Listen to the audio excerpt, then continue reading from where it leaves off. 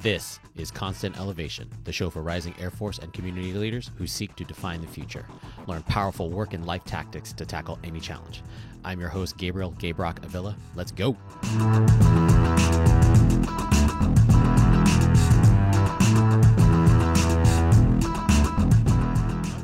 Welcome back, everybody. Gabrock back on the mic once again, enjoying producing more content and connecting back with friends that that are in the future. In the future. So very, very proud to have Major Chris Carr, who is actually out in Australia now. Chris, welcome to the show. Thank you. Thank you for having me today. So she's in the future because or yesterday. I don't know what's happening. I'm going to insert like a Doctor Strange time continuum thing. She's in Australia now, right? And so she's in the United States Air Force. She's the logistics officer by trade, but she's in the currently assigned at AARAF, the Royal Australian Air Force at Glenbrook, Australia. And what are you doing out there now? So currently I'm in logistics plan. So I do all their logistics planning for internationals that come into Australia, and anytime our Aussies go internationally. So I make sure they have a place to eat, a place to sleep, and be able to get their planes off the ground. Awesome. So kind of important, kind of semi-important, actually like important. Super duper important as far as international relations with some of our partners. So, but you and I, our origin story is that we have a two-part origin story. I didn't realize it. So I first met you as probably like a 6 a.m.er class, more than likely, at CrossFit 808. Always happy to link back with people that I've met. Hey, that's what I'm talking about. And so we were the normal crazy 6 a.m. crew, like only a certain kind of person legitimately goes to the 6 a.m. Mainly, potentially people who have to work. I'm not gonna say that everybody else doesn't have to work. I'm just saying we have to go to work, and so we get our work in early. And so, there was going through the normal classes, and then all of a sudden, like I was walking down one of the hallways in the headquarters PACAF building, and then I'm like, hey, Chris is here. What the hell? I didn't realize you were here. And so, yeah, you and I working on headquarters PACAF staff as well. Yep. Yeah. That was good times. It was good. I was on the 3-6 side. Were you on the 4 side then or no? A5I. So okay. It was international affairs. Look at that. See, the building is too damn big, and there's too many mazes and stairs for me to figure out. Easily lost. Lost. I miss it though. We have been, so for those, before we started recording, Chris and I have been talking for like an hour. I was actually sort of mad because we actually potentially, only because she's in the future, we have to work out the timing. There was like 4 different subjects that we talked about that I really want to dig into, that I really think are super important for Air Force leaders around to listen to, and as well just for me. There's the stuff that I learned, and I think we'll circle back on that. But this week's episode, we want to talk about the Iron Major and potentially the myth, potentially the perspective that may be misunderstood. And so, Chris, what are your thoughts as far as like how you want to start this conversation? Well, first, again, thank you for having me on the show. Of course. I thought this was a great way to kind of get my voice out a little bit more on the subject, because I'm very passionate about it, especially since I am a coveted Iron Major at the moment. I feel like it took, once I accepted the title, I realized it's not that bad. And a lot of the frustrations I had was the pressure that is around our forces to be promoted. And Sure. When you don't make that promotion, you feel this instant negativity, like, whoa, I'm not good enough. But really, that's not necessarily the case. Right. And I think if we can kind of chat a little bit about how to remove some of that negativity, then we can, go about, the particular lane that we were given. There's no perfect way to be an officer, and there's no perfect way to get promoted. And sometimes you're just not promoted. Right. So it's one of those things where I'm very passionate about when people ask, you didn't make '05, and it's an instant sad face. I'm like, oh no, let me tell you, I have some freedoms now. You do. No, you do. There is definitely a, so I think, when you think about all of us growing up, depending on if you were ROTC Academy or OTS, wherever you came in, and then like you see the classic pyramids, right? Like, yep, this is how everybody's path is going to be. Like, first of all, no, not everybody's path is going to be like that. There's only so much. It's like, it's sort of congressionally mandated. Like, there's only so many kind of O's we can have at any given time. It is congressionally mandated. And that's kind of a weird thing. It's like, whoa. Like, what do you mean? Like, no, there's only so many can make it. And so I think, apart from, I think we could have an entire conversation as far as like how the system, and maybe we'll get into it today, as far as what parts of the system potentially can be maybe adjusted to make sure that like the right leaders are not necessarily being discounted because of choices of either breadth of experience or serving in other components that are clearly still very, very important for national security and for the needs of the Air Force. Yet it doesn't meet that original old school, overlay that we had when we were all both second lieutenants. It's like, yeah, but the world has evolved, and look where I'm at now, and look at the things that I am responsible for as an officer of the United States Air Force serving in Australia, and how that can actually still be viewed as being very valuable as being for serving at higher ranks in the Air Force. Yep. Absolutely. 100%. And I think a lot of like a start, and one of the things I try to get other officers and fellow well, I've never been a commander, I can't be now, but 2 commanders that I talk to is just changing, like, from the root of it. Some of this negativity is talking about using non-select versus passed over. Okay. If you listen to those 2 phrases, non-select is a lot less negative than passed over. Passed over gives you the assumption that everyone's supposed to make it, but you didn't. Whereas non-select, that makes sense. You see that like that. Yeah, so the small the nuance, but it totally, and it takes away a little bit of that sting when you go, oh, sorry that you were passed over, and I'm like, whoa, I wasn't passed over. I was just a non-select to be an 05. I was selected to stay at 04 because they need more knowledge in this rank, is how I say it. It's interesting, I never thought about it like that. Where the idea of like, where I was non-selected, of like, no, you know what I am though? I'm still a goddamn officer of the United States Air Force. That's what I am. And so there is the same, so we don't have an equivalent, like the Little Brown Book for the enlisted. There's no equivalent for the officers, right? But like, if I didn't know you from Jane off the street, whatever, right?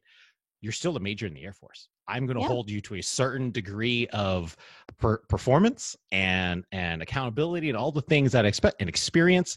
And then all of a sudden, if you are performing above that, that's just a bonus, right? Because you've experienced, either given more opportunities to experience different things. And like, it's not a thing of punishing someone or just adding an immediate label to something and to be like, oh, you're passed over. Like, oh, geez, this is not this person. I have met officers who have been passed over, including yourself. And it's like, no, these are actually really good people. And they make valuable teammates that I want to make sure that they understand their value to the team. And I think the Air Force at large needs to make sure that they retain that talent, because you still have passionate people. You have passionate leaders like yourself who want to do the right thing, who recognize the bigger picture and arguably do it for the right reason. You're in this game. You're in the Air Force because you know why you want to serve, as opposed to you're serving just to play the game and serve yourself, if that makes sense. And that's a fantastic point. And that's where being, I like to call it an Iron Major.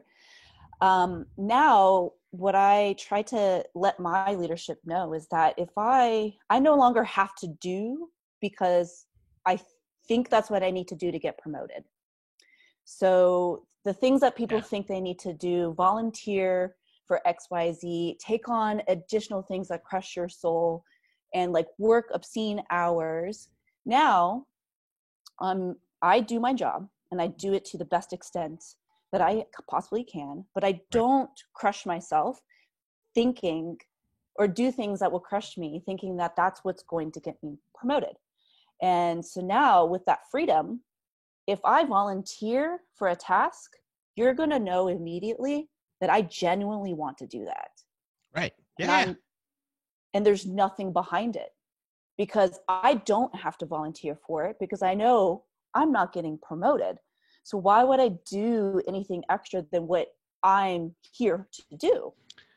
Dude, when I think about it, I've thought of, I definitely know people who have raised their hand both on the officer and the enlisted side for certain kind of high vis projects, whatever the fuck it is. And it's like, okay. And then they turn in like assholes. They're just like, nah, you immediately tell. It's a kind of like very akin to the same person who the day 2 of like PME, like, you are trying to shoot for DG and you're an asshole. Like, get the fuck out of here. It's the same thing. Like, there is someone, you're playing in this game, but you're doing it selfishly. You're not doing it for the good of the team. And I think that's that kind of magic that I don't even want to call an Iron Major, just a good leader. A good leader. It is. It's a good officer. It's a good person in the military. And, you know, I mean, this also translates even to the enlisted side, right? Like, if you see someone and you want to believe that when they're volunteering because they want to. Right. But unfortunately, where we've gone in our promotion system and way we do our performance reports, it's all about all these extra things that you do, you know, and is what's ingrained into us. And that's what gets you visibility, and that's what gets you promoted instead of the stuff. There's no, okay. Oh man, I wish. Okay. So I'm thinking, so we briefly talked about this before, and some people know this, some people don't. So I'm a military brat, right? So my dad was a chief. He was a maintenance chief. He worked on F4s for a long time, and then he somehow produced this handsome cyber operations officer. But one of the things from my dad is that for the enlisted force, I don't think the enlisted force views, like, you know, there's this thing about, you know, Passover parties where people don't, if you don't get selected for a certain rank, whatever it is, you just don't come into work. But like, it's not as, the enlisted is not as negatively viewed if you get passed over for rank. And I'm saying this story because, like, my dad, he got, I don't know what the number is, he got passed over for chief every single time. He only made it on his last chance. Then he made it. And like, you know, so he carries, and his career is still, you know, he carries the, he earned his rank as a chief and all that kind of stuff. But like, I don't think that model is, they don't apply the same thing on the officer side. That makes sense. Yeah. I mean, but it doesn't make sense. Fuck that. Like, no, why? It should just be a thing of, no, you get more chances. And like, maybe with the new, the merit-based, with the new system. Yeah. Yes. With the merit-based systems, you're going to have some times where you don't necessarily see whether or not you're above or not. You have a window of where you're eligible, and that's it. There's no extra, what is it, pronoun? I don't know what I'm saying. I'm not an English major. There's that, there's that other thing of just adding, like, you know, are you more special, or, ooh, you're just, those things don't matter anymore. I think it's just going to be based on performance. And I think, do like that. Yeah, I like it a lot. I think it's too late for me in the system. I mean, I'm still eligible for, I think, one more cycle in that, for one cycle. But it's a little late for me, unfortunately. Okay. And that's okay. Like, again, I've accepted where I'm at. And I think the reason why the pressure is so much more on the officer side is, we kind of talked about it, is that there's this certain lane that we're all supposed to be following. It's that pyramid, right? Yep. You do XYZ with the top to be commander. Like, we all talk about command, and that's the ultimate goal that every officer should have. And that's what's bred into us. But in order to command, you have to be a certain rank. So it's all these things that are tied together, right? Yeah. So when you don't make that rank and you're a non-select, you can't be that commander. Right. You can't be that ultimate, what everyone says you're supposed to be. And that's where a lot of that struggle, I think, happens with people who are non-select to O5s, especially, right, are not able to recover from.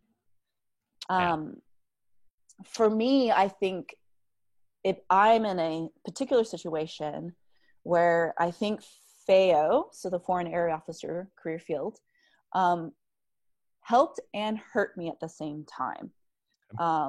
I think it helped me in a sense that I have two fantastic career fields that I love, and I love doing it. Dude, so amazing. And so amazing. I wouldn't change them for the world. However, it kind of took me out of the running to be commander. But I got to do what I love, and I'm still getting paid for it. And the Air Force recognizes that also, because both logistics and foreign area officers are critically manned.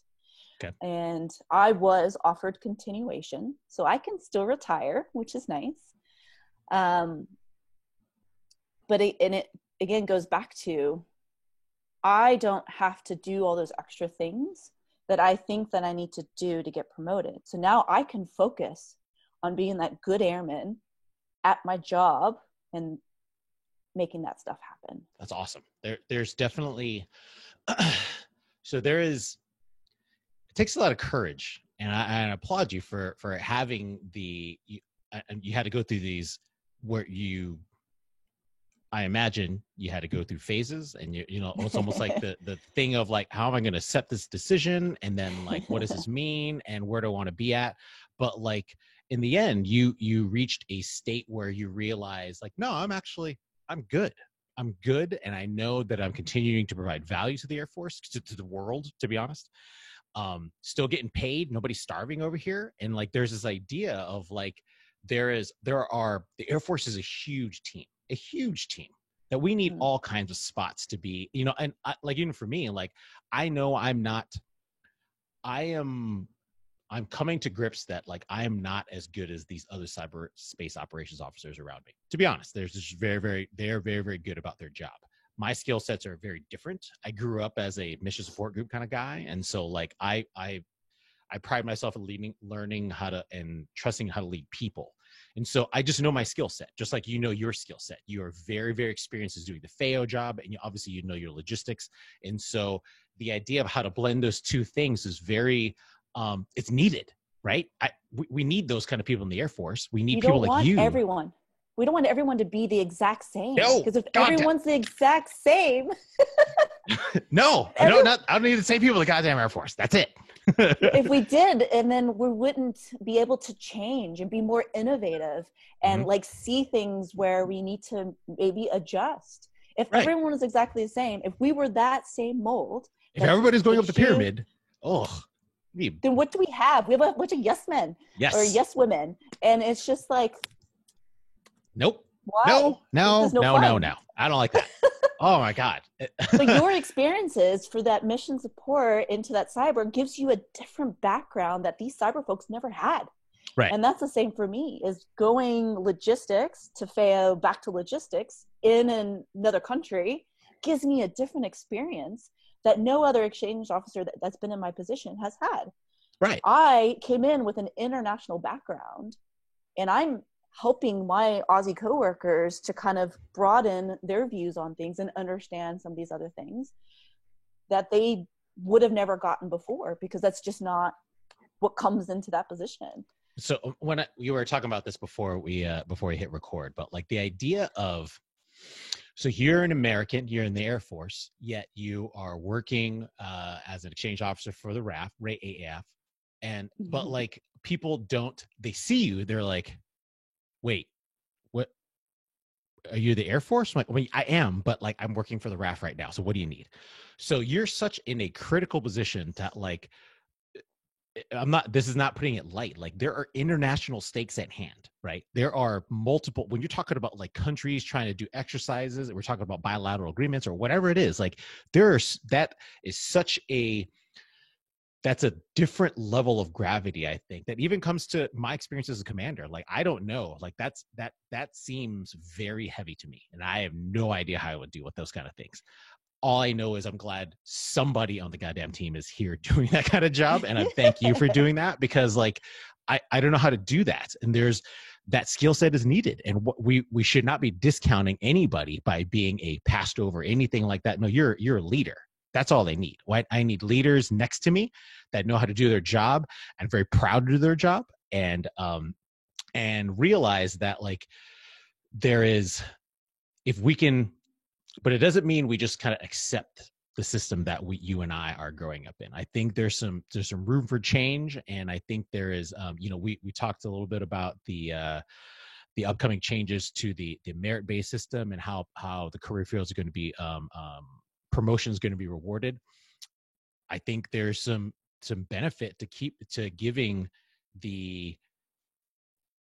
even just the nuances of changing words. I think those are important, because they kind of just, even the small changes make a big difference. But like the idea of, I don't want to lose any talent. Talent like talent like that we have of anybody who are still passionate of, they haven't, if they didn't get selected for the thing that was presented as a second lieutenant, but they're still here, like, dude, that's actually the right person I want to be next to, because you're committed for the right reasons. And that's the kind of people I want to serve next to. Yeah, and that's fantastic. Those great words. But I tell you what, though, if I can get you to start using non-select as instead of passed over by the end of this, my job will be done. Okay, my job will be done, dude. It might end up being the title of the episode, because I haven't written that out yet. No, I'm saying like it's definitely the by introducing that into vernacular. I'm not kidding. I'm going to try and do that. And I'm in I work in joint environment and stuff like that. And I'm going to start talking. I want to talk about this, they're going to get annoyed, be like, Gabe, what do you, can we just talk about cyber stuff? I'm like, no, sir, let's talk about, ma'am, let's talk about this things. And I'm very passionate about officer talent management. And I think this is one of those kind of things we need to talk about. And it's if people want to say it's oversensitive, you could fuck yourself. It's a thing of, this is important. This is important because we're talking about retaining the right people for the right reason. And if this small change ends up becoming a catalyst for that, I'm on board for that all day. I like it. And I was very fortunate that when I received notification that I was not selected this last go around, I was here in Australia. And I say that because promotion is not that important to the Australian Air Force. I met a 04 who retired after 40 years of service. He was an 04. Okay. Yeah. Longer than I have been in the military. I met a Canadian and a German officer. They're like, no, I'm an 04. I'm like, yep, I'm going to retire. And I'm so happy. And I'm like, yeah, shit, that's cool. Like, they're quite okay with it. Like, no one, I mean, yes, promotion is something they desire because it comes with more benefits. It comes with that pay. Sure. And different jobs. Those are one thing, but no one's like, oh, I didn't make it. I'm devastated. I don't want to be in this anymore. Well, so think about like on the enlisted side, right? I know a lot of senior NCOs, like, I'm good at master sergeant. Like, yeah, that's it. And there's no stigma against that. You kind of see it, you're like, no, that's it. And part of it is because I've heard it, that people are like, because you don't want to play the game. Like, nah, I have more important stuff. I got a family. I got my own personal things that are important to me, and no one holds it against them. Yet on the officer side, not the same thing. Holy shit. But I would say, though, that a more equivalent to a non-select major, or a major that's non-select to 05, would be a tech sergeant to a senior NCO. Okay. So I actually see a lot more people that I've worked with that are tech sergeants that are like, I just want to make master sergeant. Like, why can't I make master sergeant? Right. Then I do seeing master sergeants to senior master sergeant. I see what you're saying. Okay. Okay. But I think there's that little jump, right? Like from us to getting out of this like AO, like being the action officer 04 to being that leader, more of that top leader 05, is like kind of that difference, right? Like you can be a leader at a tech sergeant, of course. Sure. When does that level start really is at the senior NCO level. And that's what people are trying to like crack into. Mm-hmm. And I see it. It's pretty devastating for a lot of our tech sergeants. Yeah. Yeah. And it's the same where it's very devastating for 04s who don't make 05 because they, again, we're all bred to want to be a commander. And when you don't get that next level, it really is, it's soul crushing. Yeah, it is. And it's definitely something that like you need to, if you're a commander in a position where someone needs to be, or someone is non-selected, you need to make sure that you have a conversation with that person. And I think, I think that's really important. Yes. Yeah. Oh, it's super important. It's super important. I think some of the stuff that is, it's non-controllable is the timing when stuff happens. Like, yes. Depending on how your career takes you, right? And so if you were, and all of us go into, who knows exactly. I started off at a training base. I started off at Luke Air Force Base. I started there because that was where my wife now, we graduated from NAU together, and then I just wanted to stay in Arizona. And so I just wanted to be there. There's no rhyme or reason for where other than family reasons, that's where my career started. But it's a training base, arguably, maybe not necessarily the sexiest place, but it's where my career started. But I started, my peer groups that I encounter were all different all the time. And so depending on, and I've met places where all of a sudden where I felt like I could put, it's kind of weird to say this, I could put medium-ish effort and be at the top of the group, or as hard as I wanted to do, as hard as I wanted to work, the system of the timing and tempo of this opportunity is not going to work out because there are too many fire breathers around me. And that's just, it is what it is. And so you can't control those things. And so that should not necessarily be a negative impact to your burgeoning career. I mean, like if you're in a room full of fire breathers, but only somebody can get a top strat or an award or something like that, that's not a knock on you. That's just a thing that just is that's how the dice was rolled. And so I think the idea of recognizing that the timing and tempo of opportunities also needs to be considered when you're working with anybody, including non-selects. Absolutely. And I think that's where, again, my lane and my path was very unique. I was doing one of my dream jobs. It was to be a country director at PACAF, headquarters PACAF, doing high-level strategy between the Korean Air Force, Mongolian Air Force, Canadian Air Force. It was fantastic. It was so much fun. However, when you're there, you also have other rock star people that are working right next to you, that are doing the other countries, like being the China FAO or the Taiwan FAO, Southeast Asia. I mean, these people were specially selected to be FAOs, and then now in a specially selected spot to advise our generals at headquarters PACAF. They're all amazing people. So when you go up to promotion together, someone has to be number 2. Someone has to be number 3. Like you can't give everyone number 1. You just can't. So this is a I'm going to say it out loud because I don't care. So you're in the 5 and at the time, and I was in the 3-6. So, but at the core of that, we are considered support officers, right? You're logistics and I'm cyber. Yes. But the patch on our uniform says Air Force. So what that means is certain officers are going to be looked at and be like, oh, especially on staff. And I shared with you some of my experiences is like, yeah, so here's how the performance of everybody's racking out. I'm like, all right, cool. So they're like, yeah, but we're trying to move these other people into certain positions. I'm like, okay, wait, hold on. What are you saying right now? Like, well, because, you know, you've already been a commander before and you've been to this and that, and then you're doing all your international stuff. But we're trying to set up these operators and pilots to become to that next step that you've already got. And I'm like, okay, does that negate what I did? I don't understand what you're saying right now. It's like, well, no one gave me this feedback. I'm imagining in my head how this conversation would go. But like the idea of you and I want to say merit stands on merit.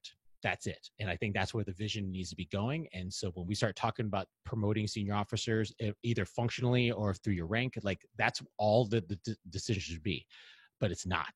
There are still things that are involved that where, and for good or bad, I don't know what it is because I'm not a pilot, so I don't understand this kind of thing. But if they make it, I really hope that they're earning certain things because they performed the shit out of whatever they're doing. And it should never be, and it needs to be pound for pound. Whatever you're doing on the logistics, on the FAO side, whatever they're doing on the cyber operations side, measure it pound for pound. And if they win, I'll take it. But if you're going to just say because like, well, you know, because we're trying to, but fuck that.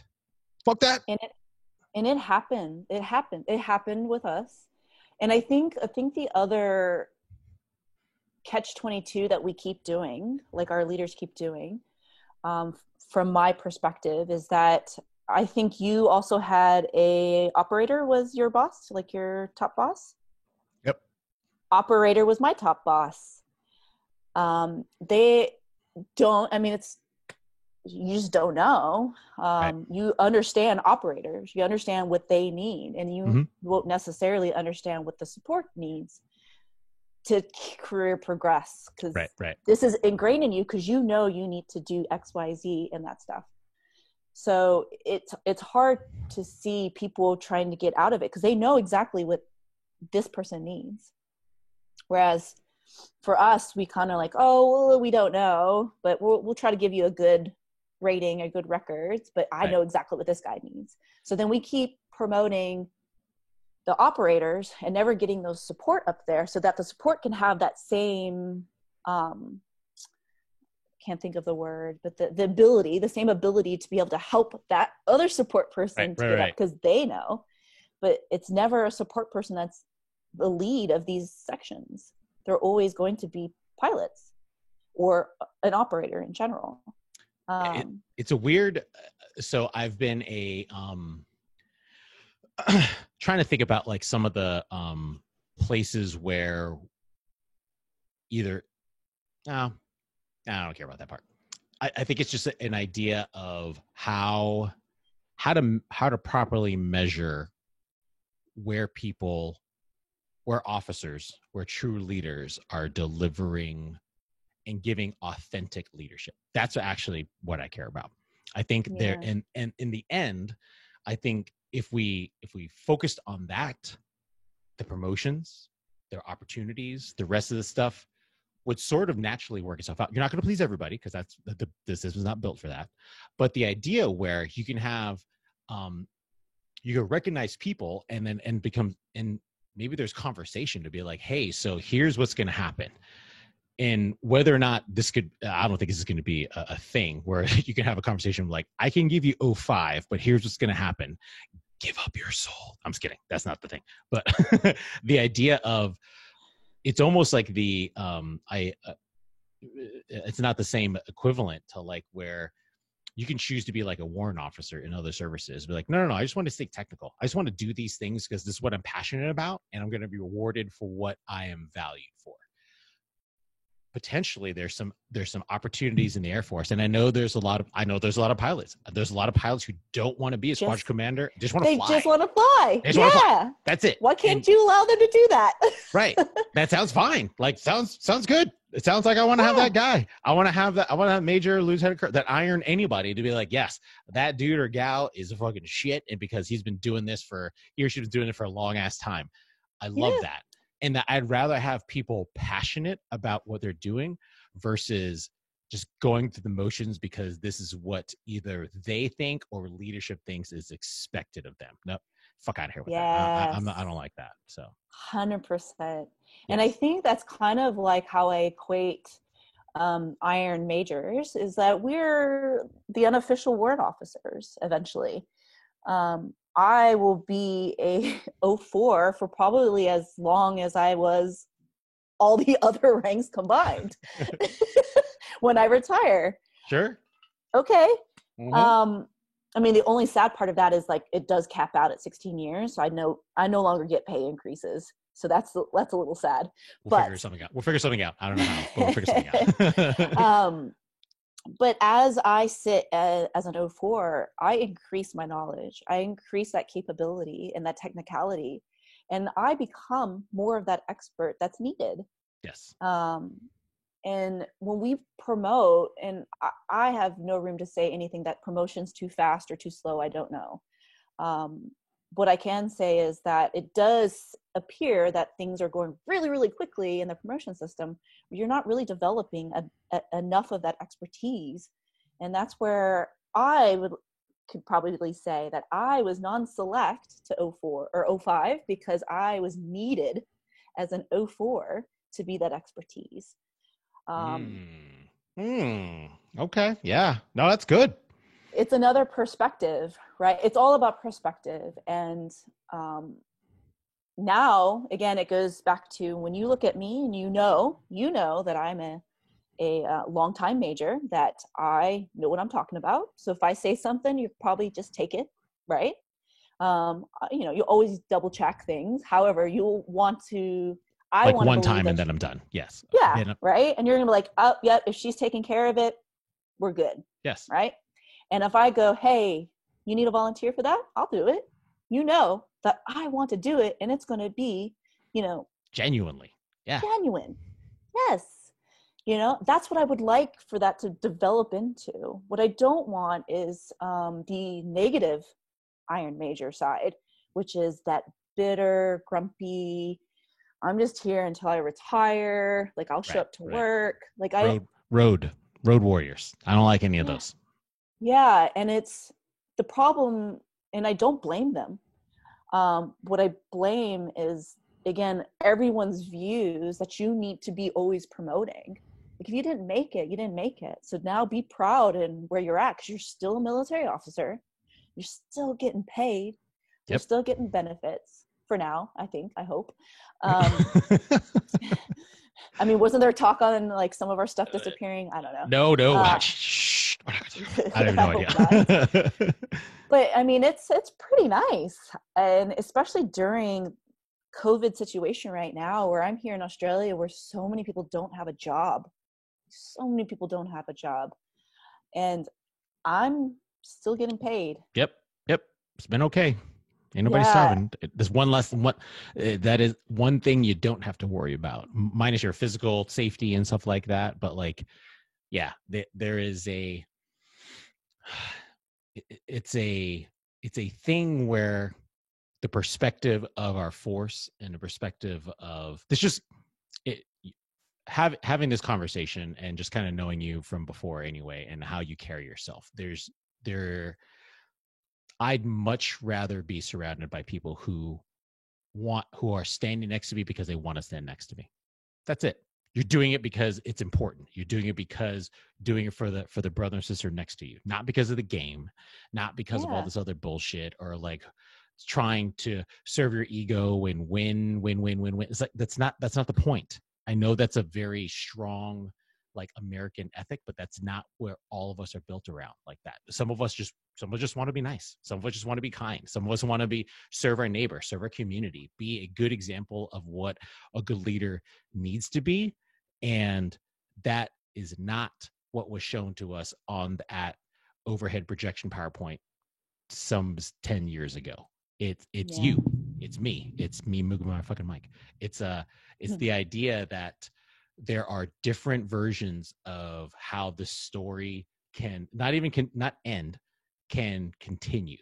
There's different chapters all around, and you're a great chapter and a great version of a story that, like, I think resonates with what true leadership is. And I'm very, very happy to share all these stories with you, even like for the other hour we were talking before this. And I love the Air Force, and I love being in it. I mean, I've always wanted to. I mean, same origin, like way back origin story. My dad is a retired master sergeant. I'm a military brat myself, and all right, there we go. I have only ever known being military, and I think the only thing that hurt me more than not being selected was the thought that I might be kicked out, because it used to be that up or out mentality. If you didn't make 05, if you remember way back then, yep. where if 2 times you were non-select, you were out. You didn't get to see your retirement. You didn't get to see the fruition of your time in the military. How devastating is that? To me, it was even more when my whole life was been military, and this is what I wanted to be and do. Wow. So now, luckily, they do offer continuation to people in, I'm not sure all the specifics, but I think most people do get offered up to 20 to 24 years in the military, depending on your career field and requirements. Okay. So I was offered to 24 years in, so I can do retirement and then a little bit further. But all of that, it's not just like anything else. It's timing and it's opportunity. If those things are there, but even if those things are there, you got to fucking earn it. And you've earned it, right? It's a thing of you're continuing to be valuable. You're continuing to produce for the country, for the Air Force. And so like you should be recognized and paid for that. And so the idea of that's good stuff. I had a thought really quick early. I was like, ooh, I want you to talk to my daughter and son about joining the Air Force just for a little bit. Just to be like, because they only know me, be like, oh, Dad, we've just been around for like forever and move all the time. And I'm like, not everybody has to do that. You can have a short or longest career. And there's people who, if you're staying in for the right reasons, stay as long as you want. And then when you don't want to leave, we don't want to be here anymore, you figure it out, and then you can figure out ways to separate. But yeah, I'm going to recruit you otherwise, because there's other stuff. Yeah, no worries. I'm happy to talk about it. I mean, I love Chris, it. Like, yes. Yeah. So this has been I'm going to marinate on the episode for a long time. And I'm not kidding, where I'm going to I'm going to make a deliberate decision, and I want to start these conversations about the non-selects. I'm going to start using those words, and I think that's important. Thank you again for joining on the episode this week. I'll offer it up to you for any last comments that you have. Wow. Yeah, that was quick. No, thank you. Again, having gone through those stages of emotions, the things that you did talk about before, I did go through all of them, the sadness, the anger, the confusion. And now that I'm in this settled place, I like to say, I am trying and hoping that I can help others who are in the same situation. That I think we talked about this before, that promotion is important, but it's not everything. It is not something that should have to define who you are in the force. It's you who defines yourself and your actions. So if you can continue being the good officer you are at an 04 rank, there's nothing wrong with that at all. And I think, again, embrace the freedoms that come with it. The fact that I never have to do PME again. I will never have to goddamn. never have to do any PME unless I really, really ask and hope that someone will add me to it, which I will never do. But I will never have to involuntarily do something, because I can actually go, no, I don't have to. You got other people that want to do that, so they can, strive in this other way. But I don't have to really do anything anymore. I just have to keep my head going, do my job like I do right now, and be proud of it. and embrace that Iron Mage. I think we need a new rank. Like it needs to be like another gold oak leaf cluster with like an outline around it, like a blue outline around it. Like, you almost made 05. Okay, I will work up some. I will look up some ideas, and potentially we'll get some ideas as far as what would an Iron Major rank look like. That would be actually, that'd be dope. I mean, it's kind of like when you look at a warrant officer, you're like, all right, cool. Like that person knows what they're talking about, right? Exactly. Yeah. They're not going to be about the bullshit. They're like, no, they actually they are. It's so interesting the way that you put it. They're like, you're just free of all the bullshit. Like, no, I'm just not gonna. I don't got to do all the dumb shit. I'm just I want to get to work. You want to work? I work. I want to work. Let's work. That's it. Yeah. Oh, that's so good. There's freedom. There's so much freedom there. I'm just gonna make a either I'm gonna make a rank patch or like a morale like non-select patch. This actually it might already exist. But like that should be a thing that we should do. Just be like, no, this is gonna happen, and like, and it's not a knock. It's actually it's almost for the right people. It's a pride. It's a thing of like, no, this is something that you need to recognize that is actually beneficial for the team, just like you are for